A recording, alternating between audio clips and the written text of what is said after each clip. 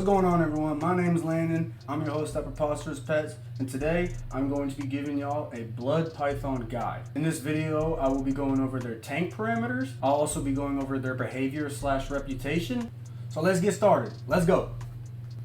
To get us started, I'm going to just be going over some basic facts about these guys, and then we'll jump into the real stuff.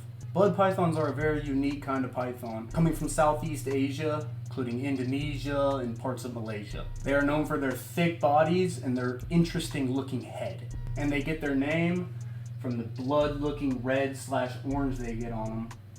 Very vibrant, beautiful, and that's how they get their name. Most people think blood pythons get their name because when they bite you, you'll be bleeding a lot, which is true, but that is not why they got their name. They got their name for their vibrant colors, like the red and the orange as you can see on this guy.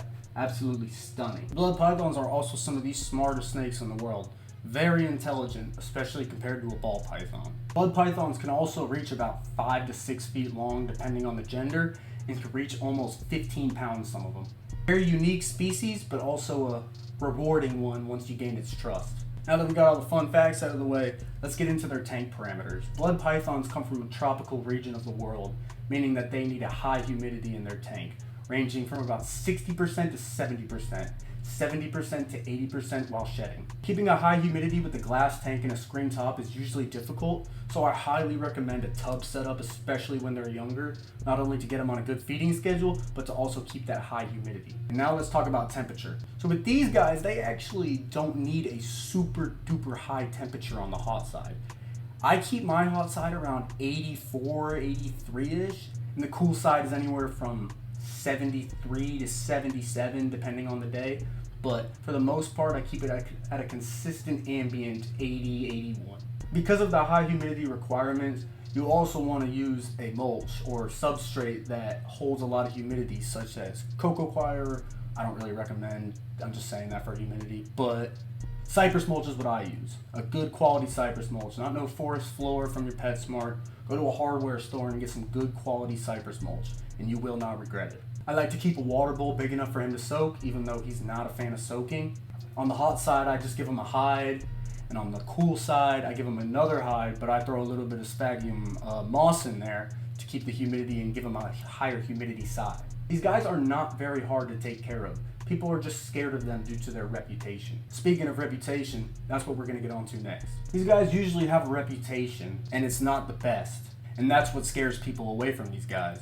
But if you handle them quite frequently, like I'm doing right now, you'll notice that they are actually just gorgeous.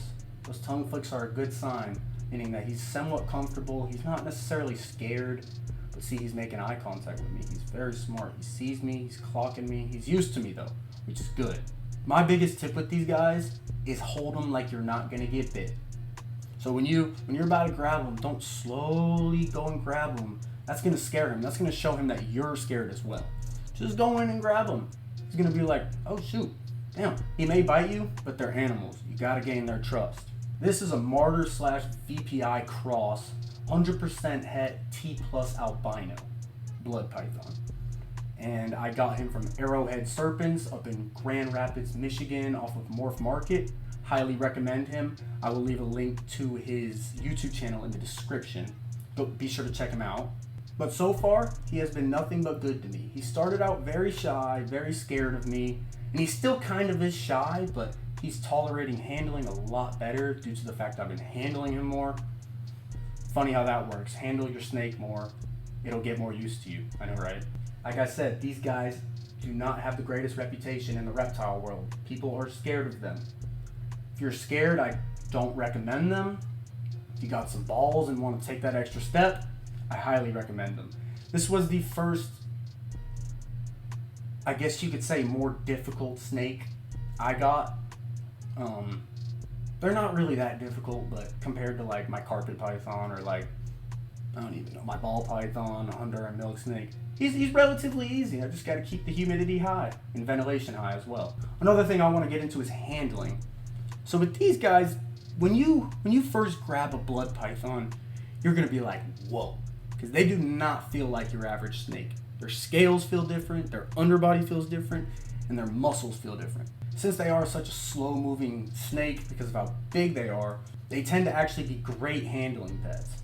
He's been amazing. I turn on the TV before I go to bed for about 30 minutes to an hour. I just bring him out. He just sits on the couch or sits on me. Sometimes he even watches the TV. As you can see, he's very intelligent. You can see his eyes moving around. It's not like a ball python. You look at him and you're like, oh, there's a lot going on behind those eyeballs.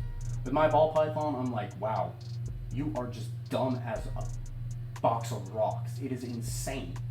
But he is very intelligent, and I love this guy. His name is Big Mac, by the way. Suits him perfectly.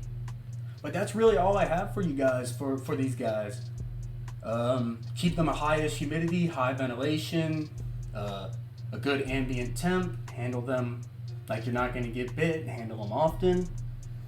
And you're set. They're not very difficult to take care of.